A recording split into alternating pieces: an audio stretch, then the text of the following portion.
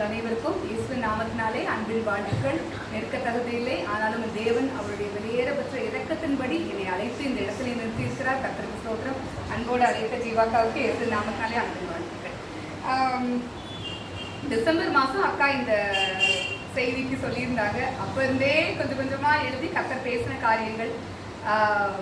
இன்னைக்கு செய்தியுடைய தலைப்பு கிதியோனும் எப்தாவும். ஆங்கிலத்தில் கிதியோன் அண்ட் ஜெப்தா. யார் இந்த கிதியோன், யார் இந்த எப்தா? நம்ம எல்லாருக்குமே கிதியோன்னா டக்குன்னு சொல்லிடுவீங்க, அப்படிதான் நிறைய பேருக்கு கிதியோன் தெரியும். ஆனால் எப்தானா எல்லாருக்கும் ஒரு யோசனையா இருக்கும். யாருன்னு சொல்லிட்டு நம்ம செய்திக்குள்ள போவோம். முதல்ல மோசே இஸ்ரவேல் மக்கள் கூக்குரலிட்டு அழுதாங்க. அவங்களுக்கு எவ்வளவோ அடிமைத்தனத்துல அவங்க பாடுபட்டு கிடந்த நேரத்திலே அவங்க கூக்குரலிட்டு அழுத போது தேவன் எழுப்பின மனிதனின் பெயர் என்ன? மோசையோட தலைமையில தான் அவங்க எல்லாரும் என்ன செய்யறாங்க? விட்டு கிளம்பி வர்றாங்க. அப்புறம் யோசுவாவின் தலைமையிலே அவங்க எதுக்குள்ள கிளம்பி உள்ள நுழையிறாங்க? கானானுக்குள்ள நுழையிறாங்க. அதுக்கப்புறம் தேவன் ஒவ்வொரு மனுஷங்க தானே எல்லாரும் என்ன செய்வாங்க? ஒரு காலத்துல மரித்துதான் ஆக வேண்டும். ஆனால் இஸ்ரவேலரோ தேவனுடைய வார்த்தையின்படி பெருகிக் கொண்டே இருந்தார்கள். அதனால அவங்க நடத்துறதுக்கு அந்த காலத்துல ராஜா கிடையாது. அதனால தேவன் நியாயாதிபதிகளை எழுப்பினார். அவர்களை நியாயாதிபதிகள் என்ற புஸ்தகத்திலே நாம் காண முடிகிறது. மொத்தம் 12 நியாயாதிபதிகள், ஆங்கிலத்துல ஜட்ஜஸ். அப்போ எனக்கு இன்னைக்கு ஒரு செய்தி கொடுக்கும் போது நம்ம அதுக்கு முன்னாடி ஒரு வார்த்தை இது வந்ததுன்னா ரொம்ப சந்தோஷமா இருக்கும். இன்னைக்கு அக்கா பாட்டு பாடும்போது நியாயாதிபதிகள் அப்படின்ற வார்த்தை அது ரொம்ப ரேர், பாடல்கள் இருக்காது. அதை பார்த்த உடனே எனக்கு ஒரு தைரியம். அப்போ நியாயாதிபதிகள் 12 பேர் மொத்தம். அதுல 2 பேரு கிதியோன், எப்தா. எத்தனையோ பேருக்கு கிதியோனை அறிந்திருந்தாலும் எப்தாவை நாம் அறிந்திருந்ததில்லை. இந்த நாளிலும் கிதியோனுக்கும் எப்தாவுக்கும் நிறைய வேற்றுமைகளும் உள்ளன, ஒற்றுமைகளும் உள்ளன. 3 வேற்றுமைகளை உங்களிடத்திலே சொல்ல நான் வாஞ்சிக்கிறேன். எடுத்துக்கொள்வோம். நியாயாதிபதிகள் 7வது அதிகாரம் எடுத்து வச்சுக்கோங்க எல்லாரும். நியாயாதிபதிகள் 7, 8. இன்னைக்கு நான் உங்களை எல்லாரும் எங்க கூட்டிட்டு போறேன்னா டூர் கூட்டிட்டு போறேன். ஆமா, எங்கன்னா இஸ்ரேல் போறோம். நீங்க யாரும் இங்கேயே இருக்கக்கூடாது, உங்க வீடை மறந்துடணும், எல்லாத்தையுமே மறந்துடணும். நம்ம எல்லாரும் எங்க போறோம்? கிதியோன் கூட போறோம், எப்தா கூட போறோம். அப்படி நம்ம ஃபாலோ பண்ணாதான் நமக்கு இந்த செய்தி கிராஸ்ப் பண்ண முடியும். அப்போ என்ன நடக்குது? நிறைய பேருக்கு இந்த கிதியோனை பற்றின காரியம் நல்லா தெரியும். கிதியோனும் அவனோட கூட போர் செய்த 300 போர் வீரர்கள். முதல் தலைப்பு போருக்கு முன் கர்த்தரின் தொடுதல். 2 பேரும் போர் செஞ்சாங்க. கிதியோனும் போர் செய்தார், எப்தாவும் போர் செய்தார். தேவன் அவர்களை ஒவ்வொரு விதமாக தொட்டார். அவர்கள் ஒவ்வொரு விதமாக அவர்களுடைய ரியாக்ஷன் இருந்தது. அதை நம்ம பார்க்க போறோம். நியாயாதிபதிகள் 7, 8. அப்பொழுது ஜனங்கள் தங்கள் கையில் பின்பண்டங்களையும் எக்காலங்களையும் எடுத்துக்கொண்டார்கள். மற்ற இஸ்ரவேல் எல்லாரையும் தங்கள் கூடாரங்களுக்கு அனுப்பிவிட்டு அந்த 300 பேரை மாத்திரம் வைத்துக் கொண்டான். மீதியானின் சேனை அவனுக்கு தாழ்விடமான பள்ளத்தாக்கில் இருந்தது. மேப்ல நீங்க பாத்தீங்கன்னா இந்த பக்கம் கானான் இருக்கும், நடுவுல ஒரு வேலி இருக்கும், பள்ளத்தாக்கு. அந்த பக்கம் யாரு இருப்பாங்கன்னா மீதியானியர். அப்ப இவங்க என்ன செஞ்சுட்டாங்க? நைட் எல்லாரும் ரெடியா வந்தாச்சு, சண்டைக்கு எல்லாரும் ரெடியா என்ன செஞ்சுட்டாங்க? அந்தந்த இடத்துல அசம்பிள் ஆயிட்டாங்க. அந்த இடத்துல 300 பேர் தான். கிதியோனோட கூட இருக்கிறவங்க எத்தனை பேரு? 300 பேர். அடுத்த நாள் போர். அப்ப தேவன் அந்த இடத்திலே கிதியோனோட பேசுகிறார். வாசிப்போம் 9வது வசனம். அந்த ராத்திரி கர்த்தர் அவனை நோக்கி, நீ எழுந்து அந்த சேனையின் இடத்துக்கு போ, அதை உன் கையில் ஒப்புக் கொடுத்தேன். சண்டை இன்னைக்கு நாளைக்கு தான், அடுத்த நாள் மார்னிங் தான். ஆனா காட் என்ன சொல்றாரு? நைட்டே நீ என்ன செய்ய, அந்த சேனைக்கு போ அப்படின்னு சொல்றாரு. அடுத்து வாசிங்கக்கா. போக பயப்பட்டே ஆனால் போதுங்கக்கா. இந்த வார்த்தை எனக்கு ரொம்ப பிடிக்கும். கிதியோன் பயந்த மனிதனா தைரியசாலியா? எத்தனை பேருக்கு தெரியும்? பயந்த மனிதன். அவர் ஒரு மிகவும் பயந்த ஒரு மனிதன் இல்லையா? இந்த இடத்துலயுமே இத்தனை பேர் கூடி இருக்கிறோம். ஒவ்வொருத்தவங்களுக்கும் ஒவ்வொரு விதமான பயங்கள் இருக்கும்.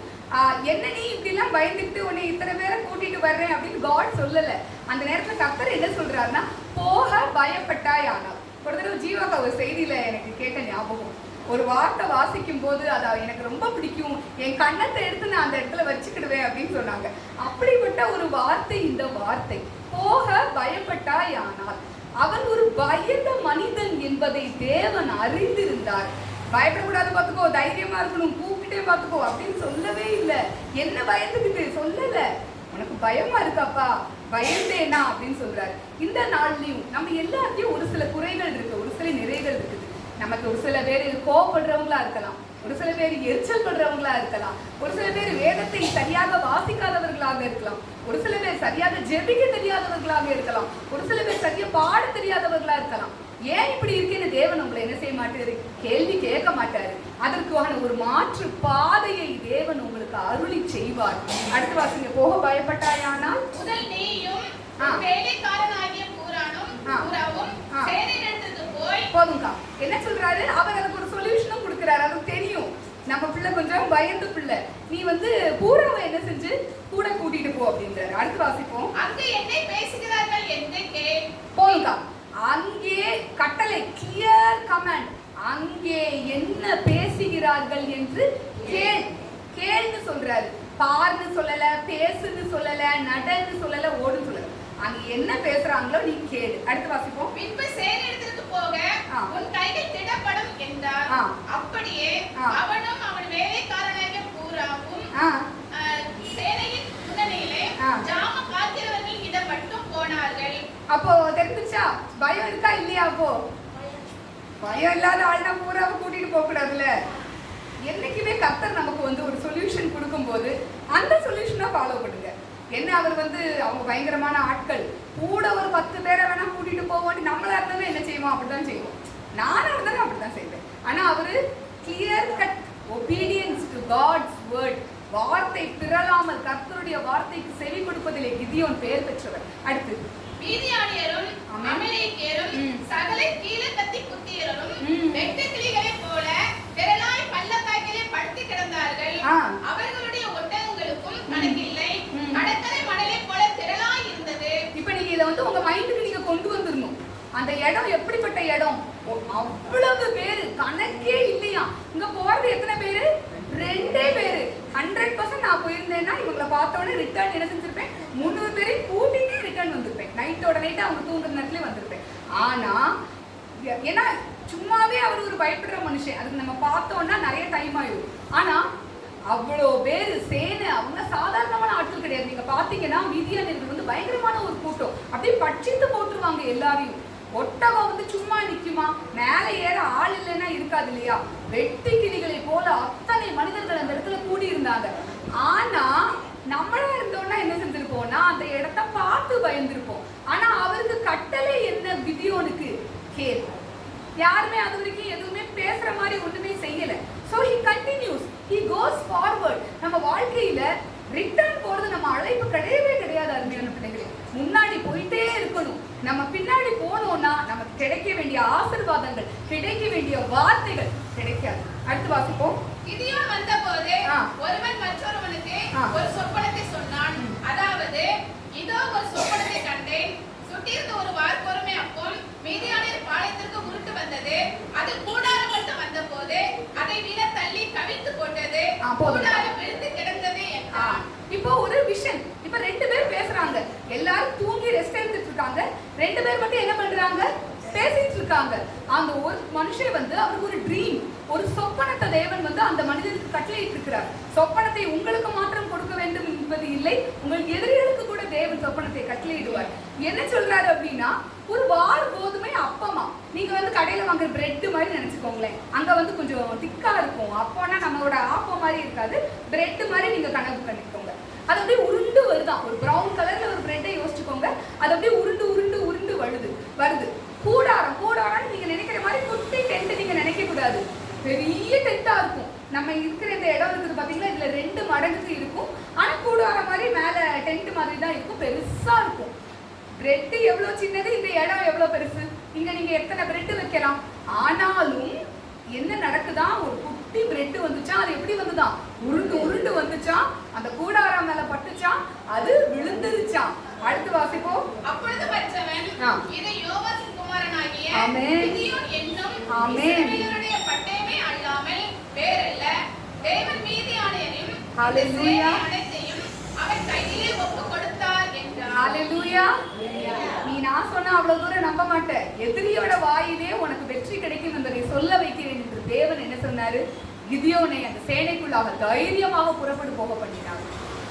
கிதியோன் காரியங்களை காணவே இல்லை. இன்னைக்கு நமக்கு சூழ்நிலை எப்படி இருக்கும்னா பார்த்தா எப்படி இருக்கும், பயங்கரமா இருக்கும். இன்னைக்கே நம்ம லைஃப் என்ன செஞ்சிடும், முடிச்சிடும் அப்படின்னு இருக்கும். நேற்று சமையல் பண்ணிட்டு இருக்கும்போது ஒரு இஞ்சி பூண்டு பேஸ்ட் காணும். நைட்டு ஒரு 5:45 ஈவினிங் இருக்கும். அப்போ தேடுறேன் கிடைக்கவே இல்லை. சரி இது ஃப்ரிட்ஜில் ஃப்ரீசரில் வேணா திறந்து பார்ப்போமே பார்த்தா ஃப்ரீசரில் இருந்துச்சு. ஃப்ரீசரில் இருக்கிறது கல் மாதிரி இருக்கும் இல்லையா, அது ஆகிறதுக்கு டைம் ஆகும். டைமுக்கு பொறுமையே இல்லை. ஒரு கையை வச்சு இப்படி பிடிச்சேன், கத்தியை வச்சு ஒரு குத்துனேன். அது சருன்னு கைக்குள்ளேயே கத்தி போயிட்டு உடனே என் பையன் மூத்தவன் தான் கைவலிக்கு தம்பி, அம்மாக்கு இன்னையோட இந்த கை முடிஞ்சிருச்சு, இதுக்கு மேல இந்த கை என்ன செய்யாது, வேலையே பார்க்காது. அம்மா அப்படிலாம் நடக்காது இல்லவா, முடிச்சது கை முடிச்சது. ஏன்னா சின்ன கத்தி உள்ள போனதே என்னால் அந்த வலியை என்ன செய்ய முடியல. சீரியஸா சொல்றேன், அந்த அளவுக்கு கை செயலிழந்த மாதிரி ஆயிடுச்சு. இந்த 5 விரல்களும் இந்த இடம் முழுவதும் விண்ணு அப்பதான் நான் நினைச்சேன், நம்ம உடம்புலாம் எவ்வளவு ஒரு பலவீனமான ஒரு உடம்பு. அது ஒரு 1/2 மணி நேரம் 3/4 மணி நேரத்துல எல்லாம் சரியாயிட்டுன்னு வச்சுக்கோங்களேன். ஆனா அந்த நேரத்துல நான் பாக்குறது என்னன்னா, அந்த சூழ்நிலை என் கைகள்ல இருந்து அந்த ரத்தம் வடிகிறது. ஐயோ ரத்தம் வருது. ஒரு பக்கம் தோணுது, ஜீசஸ் எவ்வளவு பெரிய ஆணியை தாங்கினாரு அப்படின்ட்டு. அதெல்லாம் இல்லை, என் கையில இருந்து என்ன செய்யுது, ரத்தம் வருது அப்படின்னு. அப்ப சூழ்நிலைகளை கண்டு நாம் பயந்து விடுகிறோம். நம் வாழ்க்கையே முடிந்து விட்டது என்று நாம் என்ன செஞ்சிடறோம், நினைச்சிடறோம். இல்ல, அப்படி கிடையாது. சூழ்நிலைகள் என்ன செய்யும், மாறும். வேதனைகள் என்ன செய்யும், மாறும். மாறாம இருக்கவே இருக்காது. சூழ்நிலைகளை காண சோர்வு வரும். ஆனா பேசுவதை கேட்கும் பொழுது, கர்த்தருடைய வார்த்தையை கேட்கும் பொழுது நமக்கு தைரியம் வரும், நமக்கு திடன் வரும். அடுத்த வசனம் வாசிப்போம். கிதியோன் அந்த சொப்பனத்தையும் அதன் வியார்த்தையையும் கேட்டபோது அவன் பணிந்து கொண்டு இஸ்ரவேலின் பாளையத்திற்கு திரும்பி பணிந்து கொண்டு. இப்போ காட் வந்து ஒரு பியூட்டிஃபுல்லான ஒரு விஷன் மூலமா, ஒரு ட்ரீம் மூலமா அழகா இடைப்படுறாரு. யார் கூட, கிதியோன் கூட. அது கேட்ட உடனே இது எப்படி ஆகும் அப்படின்ற அந்த ஒரு சந்தேகம் கிதியோனுக்கு வரவே இல்லை. ஏன்னா கண்டிப்பா நிச்சயமா வரும். ஆனாலும் கிதியோனுக்கு அது வரவில்லை. மாறாக அவன் என்ன செய்கிறான், பணிந்து கொள்கிறான். பணிந்து கொள்றது அப்படின்னா வர்ஷிப் பண்றது. ஆங்கில பைபிள்ல என்ன எழுதி இருக்குன்னா ரொம்ப பியூட்டிஃபுல்லா இருக்கும். bowed down and worshipped God. முகங்குப்புற விழுந்து தேவனை பணிந்து கொண்டான். bowed down அப்படின்னு நம்ம படிக்கிறோம். அதே மாதிரி இன்னொரு இங்கிலீஷ் பைபிள்ல வந்து டிரான்ஸ்லேஷன் நிறைய இருக்கும். அதுல என்ன எழுதி இருக்கும் அப்படின்னா bowed down and praised God. என்ன செய்யறாரு, பிரைஸ் பண்றாரு. அது வந்து ரொம்ப ஒரு ஆச்சரியமான ஒரு காரியம். இன்னைக்கு ஆராதனை வந்து ரொம்ப ஒரு ஆச்சரியமா, ரொம்ப அதிசயமா இருந்தது. கர்த்தர் சகோதரியை கொண்டு இன்னும் வல்லமையா பயன்படுத்தணும்னு நான் ஜெபிக்கிறேன். அப்போ திரும்ப அவங்க சொன்னது, நீங்க துதிக்கிறதுல என்ன செஞ்சிடாதீங்க, குறை வச்சிடாதீங்க. இன்னைக்கு கர்த்தர் உங்களுக்கு ஒரு வார்த்தை கொடுக்குறாரா, கர்த்தரை துதிச்சிருக்கீங்க. கர்த்தர் உங்களுக்கு ஒரு திடப்படுத்துற மாதிரி ஒரு காரியத்தை சொல்றாரா, அவரை துதித்து அந்த வார்த்தையை அப்படியே பிடிச்சுக்கோங்க. Hold on to those words. ஒரு முங்கிட்டு இருக்கோம், ஒருத்தவங்க ஒரு டியூபை தூக்கி போடுறாங்க. அப்ப அதை நம்ம என்ன செய்வோம், விடுவோமா, விடவே மாட்டோம், அப்படியே பிடிச்சுக்கிடுவோம் முழு பலனோட. அதே மாதிரி கர்த்தருடைய வார்த்தையை இறுக பற்றிக் கொள்ளுங்கள். அடுத்தது வாசிப்போம். இஸ்ரவேலின் பாளையத்துக்கு திரும்ப வந்து எழுந்திருங்கள், கர்த்தர் மீதியானின் பாளையத்தை உங்கள் கையில் ஒப்புக் கொடுத்தார் என்று சொல்லி அந்த 300 பேரை 3 படையாக வகுத்து அவர்கள் ஒவ்வொருவன் கையிலும் ஒரு எக்காலத்தையும். அப்போ என்ன செய்யறாரு அப்படின்னா, தான் மட்டும் திடப்படுத்துறதும் அல்லாமல் வந்து தன்னுடைய சேனையும் அவர் என்ன செய்யறாரு, திடப்படுத்துகிறார். இன்னைக்கு நம்ம எல்லாருடைய அழைப்பும் என்னது, இதுதான். வீட்டுல நம்ம மற்றவங்களை திடப்படுத்துகிறவர்களாக வாழ வேண்டும். இன்னைக்கு அதனாலதான் எல்லாரும் லேடிஸா வந்து என்ன இருக்கீங்க. நம்ம வேலை சமையல் பண்றதோட, கிளீன் பண்றதோட, பிள்ளைகளுக்கு பாடம் கற்றுக் கொடுக்கறதோட நிக்க கூடாது. நீங்கெல்லாம் யாரு, திடப்படுத்துகிறவர்கள். இங்க நிக்கிறவங்க எல்லாரும், உட்கார்ந்து இருக்கிறவங்க எல்லாரும் கிதியோன்கள். இது வந்து கிதியோனை பத்தி நம்ம பார்த்துட்டோம். அடுத்து எப்தாவை பார்க்க போறோம். எப்தா எடுத்துக்கோங்க. வசனம் 11, 29. அப்பொழுது கர்த்தருடைய ஆவி எப்தாவின் மேல் இறங்கினார். அவன் கீலேயாத்தை மனோசே நாட்டையும் கடந்து போய் கீலேயாத்தில் இருக்கிற மிஸ்பாவுக்கு வந்து அங்கே இருந்து அம்மோன் புத்திரருக்கு விரோதமாய் போனான். அப்பொழுது எப்தா கர்த்தருக்கு ஒரு பொருத்தனை பண்ணி. அப்போ இந்த இடத்துல வந்து கர்த்தர் வந்து ஒவ்வொருவரோடையும் ஒவ்வொரு விதமாக இடைப்படுவார். சில பேர் கூட தரிசனம் மூலமா மூலமாக பேசுவாரு, சில பேர் மூலமாக வேத வார்த்தைகள், சில பேர் எப்படின்னா பாடல்கள் மூலமா பேசுவாரு. அவருக்கு விஷன், ட்ரீம். இவருக்கு என்னதுன்னா டைரக்டா ஆவியானவர் என்ன செய்யறாரு, இறங்குன உடனே போருக்கு புறப்படுறதுக்கு முன்னாடி அவர் என்ன செய்யறாருன்னா ஒரு பொருத்தனையை செய்கிறார். அந்த இடத்துல அவர் என்னன்னா பயந்தவராக இருந்தாலும், அதுவரைக்கும் அடையாளங்களை கேட்டுக்கொண்டிருந்த மனிதனாக இருந்தாலும், கர்த்தருடைய வார்த்தை வந்துருச்சு ரைட் அப்படின்னு அந்த இடத்துல தைரியமாக அவர் முன்னேறி போனார். ஆனால் இவரோ மனுஷீகத்திலே ஒரு பொருத்தனையை செய்கிறார். அது என்ன பொருத்தனை? 30 அப்பொழுது கர்த்தருக்கு ஒரு பொருத்தனை பண்ணி, தேவனே அம்மோன் புத்திரரை என் கையில் ஒப்பு கொடுத்தார். நான் அம்மோன் புத்திரனிடத்திலிருந்து சமாதானத்திற்கு வரும்போது என் வீட்டு வாசற்படியிலிருந்து எனக்கு எதிர்கொண்டு வருவது எதுவோ அது கர்த்தருக்கு உரியதாகும். அதை சர்வாங்க தகன பலியாக செலுத்துவேன் என்றான். போதுங்க. அப்போ இது எல்லாரும் சில பேருக்கு தெரியும் இல்லையா இந்த காரியம், சில பேருக்கு தெரியும், சில பேருக்கு தெரியாது. அப்போ அவர் அந்த இடத்துல யோசிக்காம மனுஷீகத்திலே அவர் ஒரு பொருத்தனையை அவர் ஏற்படுறாரு. என்ன பண்றாரு அப்படின்னா, நான் போர்ல எனக்கு வெற்றி கிடைச்சிருச்சுன்னா எனக்கு ஆப்போசிட்டா என்ன வருதோ நான் அதை உங்களுக்கு தகன பலியா கொடுத்துடுறேன் அப்படின்னு அவர் ஒரு பொருத்தனை பண்ணிக்கிறாரு. யாரு வருவா? எல்லாருக்குமே தெரியும் இங்க இருக்கிறவங்களுக்கு. வசன வாசிங்கக்கா. வருகிற போது இதோ அவன் குமாரத்தி தம்புரு வாசித்து நடனம் செய்து அவனுக்கு எதிர்கொண்டு வந்தாள். அவள் அவனுக்கு ஒரே பிள்ளையானவள். அவளை அல்லாமல் அவனுக்கு குமாரனும் இல்லை, குமாரத்தியும் இல்லை. அப்போதுக்கா எவ்வளவு ஒரு கடினமான காரியம் இல்லையா? A day of rejoicing becomes a day of sorrow. கண்ணீரின் நாளாக அந்த நாள் மாறிவிட்டது. சந்தோஷமா ஆர்ப்பரித்து கொண்டாட வேண்டிய நாள் அந்த ஒரு மனுஷத்திலே எடுக்கப்பட்ட ஒரு டிசிஷனால அந்த நாள் ஒரு வேதனையின் நாளாக, கண்ணீரின் நாளாக மாறிவிடுகிறது. கர்த்தர் பொருத்தனையை விட அவர் நம்மிடத்திலே எதிர்பார்க்கிறது நம்முடைய விசுவாசத்தை, நம்முடைய துதியை, நம்மளுடைய நம்பிக்கையை அவர் தேவன் விரும்புகிறார். பொருத்தனை தவறு என்பதை நான் ஒரு நாளுமே சொல்ல மாட்டேன். பொருத்தனையின் மூலமாக பெற்றுக்கொண்டவர்களும் இங்க கை தூக்குங்கன்னா எல்லாருமே கை தூக்கிடுவீங்க, அப்படிப்பட்ட வீராங்கனைகள் நீங்க. ஆனாலும் அந்த பொருத்தனையிலே ஆவிக்கேற்ற பொருத்தனைகளை நீங்கள் செய்யும் பொழுது யாருக்கும் எந்த விதமான பங்கமும் வராது. நீங்கள் எதையும் இழக்க வேண்டியது இல்லை. இந்த நாளிலும் ஒருவேளை நிறைய பேர் ஆவிக்குரிய பொருத்தனைகள் நீங்க எடுத்திருக்கலாம். இந்த காரியம் எனக்கு கிடைச்சிச்சுன்னா நான் 3 வேளை பாட்டு பாடுவேன், பைபிள் வாசிப்பேன், நான் சர்ச்சுக்கு கரெக்டா போவேன், அப்படி பாட்டு பாடுவேன், இப்படி நிறைய ஒரு வருஷத்துல பைபிள் வாசிச்சு முடிப்பேன். அதை நம்ம ஒருவேளை தவறவும் விட்டு இருந்திருக்கலாம். ஆனா இந்த நேரத்துல நான் உங்களை என்கரேஜ் பண்றேன், ஒருவேளை ஆவிக்குரிய பொருத்தனைகள் எடுத்து நீங்க விட்டுருந்தீங்கன்னா அதை நீங்க திரும்பவும் எடுத்து செய்யணும்னு நான் விரும்புறேன். அப்போ நிறைய நேரம் கர்த்தர் நம்ம சங்கீதத்துல வாசிக்கிறோம், தேவன் விரும்புகிறது தகன பலியை அல்ல. சங்கீதம் 51:16-17.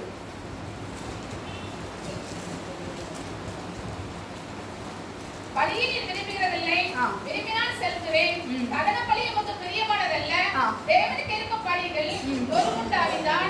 தேவனை நொறுங்குண்டதும் கருங்குண்டதுமான இருதயத்தை நீர் புறக்கணியும். போதுங்க. அப்ப தேவன் என்ன சொல்றாரு? கிளியரா என்ன சொல்றாரு? நான் பலியை விரும்புகிற தேவன் அல்ல, உன்னுடைய இருதயத்தை நீ எனக்கு தா, அதுவே அவருக்கு பிரியமான பலியா இருக்கிறது. அப்போ அந்த இடத்துல நம்ம பார்த்தோம், தேவன் இடைப்பட்ட பொழுது அவன் பணிந்து கொண்டு தேவனை மகிமைப்படுத்தி துதித்து தன்னை சுற்றி இருக்கிறவர்களையும் அவன் திடப்படுத்தினார். ஆனால் எப்தாவோ மனுஷத்திலே ஒரு காரியத்தை செய்து ஒரு வேதனையான ஒரு முடிவை சந்தித்தான். அந்த இந்த வசனம் மட்டும் வாசிச்சிருவோம். 39. 2 மாதம் முடிந்த பின்பு தகப்பனிடத்தில் திரும்பி வந்தாள். அப்பொழுது அவள் பண்ணி இருந்த தன் பொருத்தையின்படி அவளுக்கு செய்தான். எவ்வளவு ஒரு வேதனையான ஒரு காரியம் இல்லையா? சொந்த மகளையே பலியிடும் காரியம், தேவன் அருவருக்கிற ஒரு காரியம், பிள்ளைகளை நரபலி கொடுப்பது. நம்ம அதை ராஜாக்களின் புத்தகங்கள்ல வாசிக்கிறோம். அவரே ஒரு பெரிய ஒரு பாவத்தையும் செய்து கர்த்தருடைய பார்வையிலும் அவர் மகிமையும் கிருபையும் இழந்துட்டாரு. தன்னுடைய வாழ்க்கையில இருக்கிற சந்தோஷத்தையும் அவர் இழந்துட்டாரு. அப்ப முதல் நம்ம பார்த்த பாயிண்ட் என்ன அப்படின்னா, போருக்கு முன்பாக கர்த்தரின் தொடுதல். 2வது பாயிண்ட் எப்படின்னா, எப்பிராயிமருடைய உள்ள உறவு. எடுத்துக்கிடுவோம். நியாயாதிபதிகள் 8:1. அப்பொழுது எப்பிராயிம் மனுஷர் அவனை நோக்கி, நீ மீதியானியர் மேல் யுத்தம் பண்ண போகிற போது எங்களை அழைப்பிக்கவில்லையே, இப்படி நீ எங்களுக்கு செய்தது என்ன என்று அவனோட பலத்த வாக்குவாதம் பண்ணினார்கள். எப்படிப்பட்ட வாக்குவாதமா? பலத்த வாக்கு வந்து எப்ராஹிமர்களுக்கு வந்து ஒரு குணம் இருக்கும், கொஞ்சம் சண்டை போடுற டைப் அவங்க. அது நீங்க போக போக பார்த்தா அது தெரியும். என்ன செய்யறாங்க, சண்டைலாம் முடிஞ்சிச்சு, இவங்கெல்லாம் 300 பேர் போயிட்டு வந்தாச்சு. எல்லாம் முடிஞ்சதுக்கு அப்புறம் என்ன சொல்றாங்க, ஏன் நீங்க எங்களை கூப்பிடல அப்படின்னு. அதுக்கு அவருடைய பதில் ரொம்ப அழகா இருக்கும். அதற்கு அவன், நீங்கள் செய்ததற்கு நான் செய்தது எம்மாத்திரம், அபியேசரின் திராட்சைப்பழத்தின் முழு அறுப்பை பார்க்கிலும் எப்ராஹிமின் மீதியான அறுப்பு அதிகம் அல்லவா? எவ்வளவு ஒரு அறிவான, ஞானமான, அன்பான, ஆறுதலான பதில். உங்களுக்கு இந்த வார்த்தை புரியுதா? அவர் என்ன சொல்றாரு அப்படின்னா, நாங்களாம் ஒண்ணுமே கிடையாது உங்களுக்கு முன்பாடி. இப்போ நாங்க எங்களுடைய திராட்சை பழங்களுடைய முழு அறுப்பையும் எடுத்து ஒரு பக்கத்துல வச்சோம் அப்படின்னா, உங்களோடதுல மீதியானது எடுத்து வச்சோம்னா எங்களோட முழு அறுப்பை விட உங்களோட மீதி வந்து என்ன செய்யும், கம்மியா இருக்கும். நீங்க அவ்வளவு பயங்கரமான ஆட்கள் அப்படின்னு சொல்லி, நம்ம தமிழ்ல என்ன சொல்லுவாங்க, ஐஸ் வைக்கிறோம் அப்படின்னு சொல்லி சொல்லுவாங்க பாத்தீங்களா, அது மாதிரி ஒரு பெரிய ஐஸ் கட்டியை தூக்கி தலையில வச்சிடுறாரு. அடுத்து தேவன் உங்கள் கையிலே மீதியானியரின் அதிபதிகளாகிய ஓரேபையும் சேவையும் கொடுத்தாரே, நீங்கள் செய்ததிலும் நான் செய்யக்கூடியது எம்மாத்திரம் என்றான். இந்த வார்த்தையை அவன் சொன்ன போதே அவன் மேலிருந்த அவர்களுடைய கோபம் ஆறிற்று. என்ன செஞ்சிருச்சா, ஆறிடுச்சான். அந்த கோபம் ஆறிருக்கு. எல்லார் மேலும் நமக்கு நிறைய பேருக்கு கோபம் சூழ்நிலைகள் வரும். ஆனால் அந்த கோபத்தை ஆற்றக்கூடிய பிள்ளைகளாக இருக்கிறோமா, தான் போட்டு அந்த கோபத்தை வளர்த்து விடுற பிள்ளைகளாக இருக்கிறோமா என்பதை நாம் ஆராய்ந்து பார்க்க வேண்டும். இப்போ அவன் கூட சண்டை போட வந்தது அவனுடைய சொந்த மனிதர் தான். ஆனா அது கூட அவன் வேறுவனை திரும்ப சண்டையை போட்டிருந்தா வேற எங்கேயோ திசை மாறி போயிருக்கும். ஆனா அவர் வந்து இது என்னுடைய காரியம் அல்ல என்று அவர்களை கோபத்தை அவர் ஆற்றுகிறார். அடுத்து ஒரே ஒரு பாயிண்ட் வாசிப்போம். அடுத்த பாயிண்ட் எப்தாட்ட பார்ப்போம். நியாயாதிபதிகள் 12க்கு வந்துருங்க. 12ல 1 முதல் வசனம் அவங்களோட சண்டை தான்.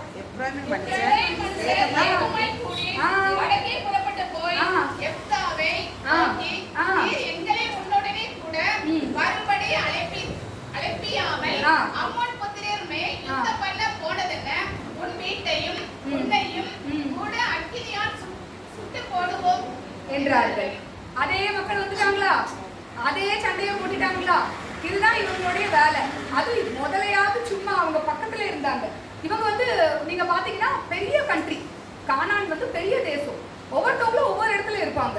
நம்ம பின்னாடி வாசிப்போம். இந்த மக்கள் என்ன செய்யறாங்க, வடக்கே புறப்பட்டு போறாங்க.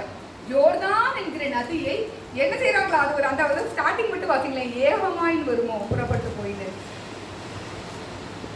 கூடி, ஏகமா எப்படி 2 சேர்த்து ஏகமாய் கூடி வடக்கே புறப்பட்டு போய் ஒரு சண்டை போடுறதுக்கு எல்லாரும் என்ன செஞ்சிருக்காங்க, கேங் சேர்த்து அந்த இடத்துக்கு போயிருக்காங்க.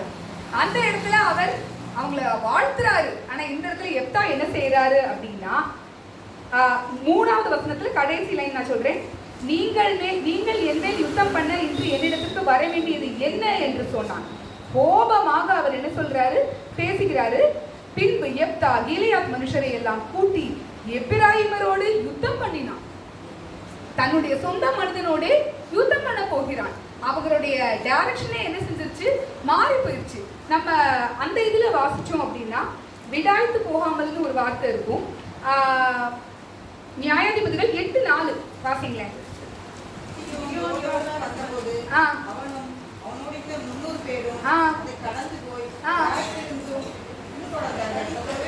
விடாய்த்திருந்தும் டயர்டா இருந்தாங்க அவங்க.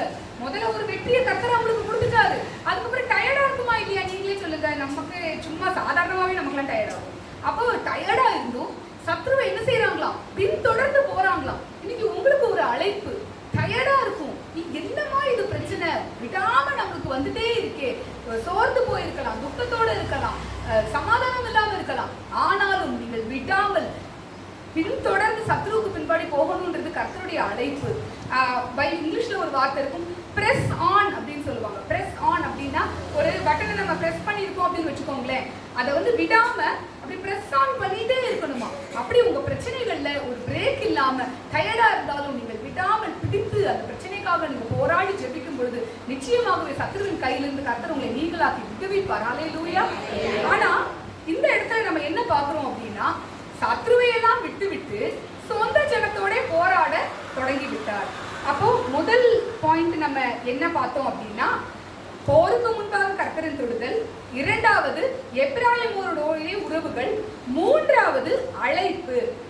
கொடுத்த அழைப்பு என்ன என்றால் சத்ருவை வீழ்த்துவது. ஆனால் இந்த இடத்துல ஒரு ரொம்ப வேதனையான காரியம், நீங்க தொடர்ந்து வாசிச்சீங்கன்னா ரொம்ப கஷ்டமா இருக்கும். தன்னுடைய அழைப்பை மறந்து விட்டான் இருந்தான். தன் சொந்த ஜனம், அவங்க எல்லாரும் என்னது, ஒரே கோத்திரம், வெவ்வேறு கோத்திரங்கள் தானே, ஒரே இஸ்ரவேலர்கள், வெவ்வேறு கோத்திரங்கள். தானே தன்னுடைய கோத்திரக்கு எதிராக யாரை, நான் முதலே ஸ்டார்டிங்ல சொன்னேன், நியாயாதிபதினா யாருன்னா முழு இஸ்ரவேலையும் வழிநடத்த அழைக்கப்பட்டவன். ஆனாலும் அவன் தன்னுடைய அழைப்பையே மறந்து விட்டான். மறந்து விட்டு தன் சொந்த ஜனத்தை அழிக்க எத்தனை படிக்கிறான். வாசிப்போம் 4வது வசனம்.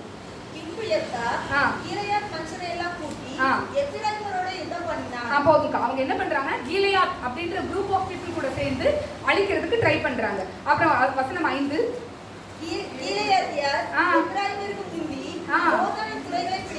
போதுக்கா, இது நான் உங்களுக்கு எக்ஸ்பிளைன் பண்றேன்.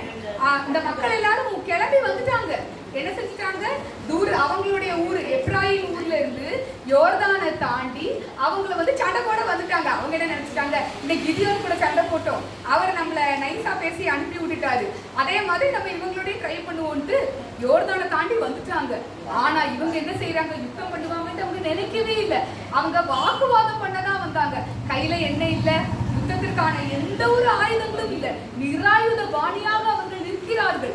இவங்க உடனே பிளான் பண்ணி என்ன செய்யறாங்கன்னா, இந்த மக்கள் எல்லாரும் யோர்தானை தாண்டி தான் சொந்த ஊருக்கு போகணும். முந்தி, அந்த வார்த்தையை நீங்க பார்க்கணும், முந்தி முந்தி கட்டி அவங்க என்ன செய்யறாங்க, யோர்தானின் துறைகளை பிடித்தார்கள். அடுத்து அப்பொழுது எப்ராயிமிலே தப்பினவர்களில் யாராவது வந்து நான் அக்கறைக்கு போகட்டும் என்று சொல்லும்போது கிலேயாத் மனுஷர் எப்ராயிமனா என்று அவனை கேட்பார்கள்.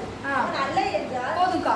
எவ்வளவு ஒரு பரிதாபமான ஒரு, நான் போகட்டும், என்னை கொஞ்சம் போக விடுங்க அப்படின்னு என்ன செய்யறாங்க, கெஞ்சுறாங்க. நான் போட்டுமே, நான் கொஞ்சம் போகட்டும், தெரியாம வந்துட்டேன் அப்படின்னு கெஞ்சுறாங்க.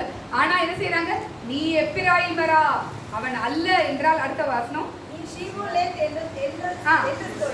என்பார்கள். அப்பொழுது அவன் அப்படி உச்சரிக்க கூடாமல் சீகோலேத் என்பான். அப்பொழுது அவனை பிடித்து யோர்தான் துறையிலே வெட்டி போடுவார்கள். போதும்க்கா. அப்போ நிறைய பேருக்கு நீங்க பாத்தீங்கன்னா ஷ அப்படின்ற வார்த்தை சில பேருக்கு வராது. அந்த எப்ராயிம் மனுஷருக்கு ஷ அப்படின்ற வார்த்தை வராதான், ச. உடனே எவ்வளவு ஒரு கடினமான ஒரு காரியம் பாத்தீங்களா, அவங்கள டெஸ்ட் பண்றதுக்காக அந்த ஒரு வார்த்தை ஷிபோலெத் அப்படின்னு சொன்னா, இவங்க சிபோலெத் அப்படின்ட்டாங்கன்னா இவங்களுக்கு என்னது, இவங்க எப்ராயிம் கண்டுபிடிச்சு அவனை அந்த துறையிலே வெட்டி போட்டார்கள். தன் சொந்த ஜனமே தன் சொந்த ஜனத்தை வெட்டி போட்டது. அப்போ எனக்கு இதை வாசிக்கும் போது அப்படியே அந்த யோர்தான், அந்த மனிதர்கள் அப்படியே என் கண்ணு முன்னாடி கெஞ்சுறது, அது அப்படியே என் கண்ணு முன்னாடி நின்னது. எவ்வளவு ஒரு கஷ்டமான காரியம், எவ்வளவு ஒரு கடினமான காரியம், அதை எப்தா முன்னின்று அவன் செய்து முடித்தான் அந்த நாளிலே. அப்போ உங்கள் வார்த்தைகளே உங்களை காட்டிவிடும். நீங்க பேசுகிற வார்த்தைகள், உங்களுடைய செயல்பாடுகள் எல்லாமே உங்களை என்னன்னு காமிச்சிடும், நீங்க யாருன்னு காமிச்சிடும். நீங்கள் கர்த்தருடைய பிள்ளையா, இந்த உலகத்தின் பிள்ளையா என்பதை காட்டி கொடுப்பது உங்கள் வார்த்தைகள், உங்கள் செயல்பாடுகள். பிரச்சனையின் மத்தியிலே உங்களுடைய ரியாக்ஷன்ஸ் எல்லாமே உங்களை என்ன செஞ்சிடும், காமிச்சு கொடுத்துரும். எப்படி ஒரே ஒரு வார்த்தை ஷிபோலெத் அப்படின்றது அவங்க வாழ்க்கையே இரையாக்கி விட்டதோ, இன்னைக்கு நம்மளுடைய காரியங்கள் எல்லாவற்றிலையுமே நாம் கவனமாக இருக்க அழைக்கப்பட்டிருக்கிறோம். அந்த வசனத்தை வாசிச்சு முடிச்சிருவோம். கடைசி அக்காலத்திலே எப்பிராயிமில் 40,000 பேர் இருந்தார்கள். எத்தனை பேரு? 40,000. இன்னைக்கு நம்ம காசால இத்தனை பேர் இறந்தாங்கன்ட்டு நம்ம எவ்வளவு வேதனைப்படுறோம். அன்னைக்கு ஒரே நாளிலே 40,000 பேர் வெட்டி கொல்லப்பட்டார்கள். எவ்வளவு ஒரு கடினமான காரியம் இல்லையா? அதனால இன்னைக்கு நம்ம எல்லாருமே இந்த ஒரு சின்ன ஒரு மெசேஜ் தான் இது. 2 மக்களுக்கு இடையே இருக்கின்ற வித்தியாசங்கள். நம்ம பெண்களாக இந்த இடத்துல அமர்ந்திருக்கிறோம். நமக்குன்னு ஒரு சில அழைப்புகள் இருக்குது இல்லையா? கணவனை கவனிக்கணும், பிள்ளைகளை கவனிக்கணும், வீடை பார்க்கணும், ஆவிக்குரிய வாழ்க்கையிலே கர்த்தருக்கு பிரியமாய் வாழும். இது எல்லாம் நம்மளோட அழைப்பு. இன்னைக்கு நம்ம பிள்ளை நம்ம கூட சண்டை போட்டாலோ, நம்ம கணவன் நம்ம கூட சண்டை போட்டாலோ, அவங்களை நம்ம என்ன செஞ்சிடக்கூடாது, வெறுத்து ஒதுக்கி தள்ளிடக்கூடாது. நிறைய பேரை நான் பார்த்துருக்கேன். என் கூட டிராவல் பண்ற நிறைய பேரை, என்னுடைய ஃப்ரெண்ட்ஸே நான் பார்த்துருக்கேன். என் கணவன் இப்படி என்னை சொல்லிட்டாரு, அதனால நான் இப்படி செய்வேன், பழிக்கு பழி, அந்த மாதிரி காரியங்கள்லாம் நம்மளுடைய அழைப்பிலிருந்து நாம் எங்கேயோ சொல்லிக்கிறோம். கணவன் தானே சொன்னா சொல்லிட்டு போறாங்க அப்படின்ற அந்த ஒரு எண்ணம் நமக்குள்ள என்ன செய்யணும், நிச்சயமாக வரணும். அப்படி இருந்தாதான் நம்ம அழைப்பிலிருந்து நாம் மாறாமல் இருப்போம். என்ன நடந்தாலும், யார் நம்மளை என்ன பேசினாலும், சூழ்நிலைகள் எப்படியாக மாறினாலும், என் அழைப்பு இது அப்படின்றது நாம் தெளிவாக இருந்தோம்னா ஒரு நாளும் எந்த தவறையும் நாம் செய்யவே முடியாது. கடைசியிலே இந்த 3 வித்தியாசங்கள் இருந்ததினாலே இவங்களுடைய வாழ்க்கை எவ்விதமாய் முடிந்தது என்பதை வாசித்து முடிப்போம். ஜட்ஜஸ் நியாயாதிபதிகள் 8:40 8:28. இந்த பிரகாரம் மீதியானியர் திரும்ப தலையெடுக்க கூடாதபடிக்கு இஸ்ரவேலுக்கு முன்பாக தாழ்த்தப்பட்டார்கள். தேசமானது கிதியோனின் நாட்களில் 40 வருஷம். ஆமென் ஆமென். என்ன ஒரு blessing. 40 வருஷம். தாவீதும் 40 வருஷம்னு நினைக்கிறேன். அது வந்து ஒரு ரொம்ப ஒரு பியூட்டிஃபுல்லான ஒரு நம்பர் பைபிள்ல. 40 அப்படின்றது ரொம்ப எல்லாருக்குமே தெரியும் இல்லையா? 40ன்றது ஒரு அழகான ஒரு நம்பர். மோசேஸ் எல்லாமே 40 பியூட்டிஃபுல் நம்பர். அந்த அந்த கிருபை வந்து கிதியோனுக்கு கிடைச்சது. அவருடைய நல்ல குணாதிசயங்களால 40 வருஷம் தேசம் எப்படி இருந்ததா? அமைதியா இருந்தது. ஹல்லேலூயா. 32 அதே வரல. நல்ல வித்தியாசத்திலே தன் தகப்பனாகிய யோவாஸ் என்னும் அபியேசனுடைய கல்லறையில் அடக்கம் பண்ணப்பட்டார். நல்ல விருத்தாப்பியம். இந்த வார்த்தையை நீங்க வந்து பைபிள்ல வந்து கொஞ்சம் பார்க்கலாம். நல்ல லைஃப் லீட் பண்ணவங்க, நல்ல நீதிமான்கள் வந்து எப்படி விருத்தாப்பியம். நல்ல விருத்தாப்பியம்ன்ற வார்த்தைலாம் அழகான வார்த்தை. நல்ல வயசு, நல்லபடியான ஒரு லைஃப்பை லீட் பண்ணி நல்ல ஆயுசு, அப்படி ஒரு பியூட்டிஃபுல்லான ஒரு வார்த்தை. ஸோ அவர் பொறுமை, ஞானம், நிதானம், முக்கியமாக கர்த்தருடைய வார்த்தைக்கு வார்த்தை பெறலாமல் செவி கொடுத்ததினாலே அவருக்கு நல்ல ஒரு வாழ்க்கையை காட் கொடுத்தாரு. நம்ம எப்தாக்கு என்ன ஆச்சுன்னு பார்ப்போம். 12:7 நியாயாதிபதிகள் 12:7. எப்தா இஸ்ரவேலை 6 வருஷம் நியாயம் விசாரித்தான். பின்பு கிலியாத்தியனாகிய எப்தா மரித்து கிலியாத்தில் உள்ள ஒரு பட்டணத்தில் அடக்கம் பண்ணப்பட்டான். அவ்வளவுதாக்கா. 40 இங்க எவ்வளோ 6. விருத்தாப்பியமும் இல்லை, அமைதலும் இல்லை, சமாதானமும் இல்லை. அந்த 6 வருஷம் அவர் நிம்மதியா இருந்துப்பார் நீங்க நினைக்கிறீங்களா? ஐயோ, என் சொந்த கைகளாலே என் மகனை நான் கொன்று விட்டேன்.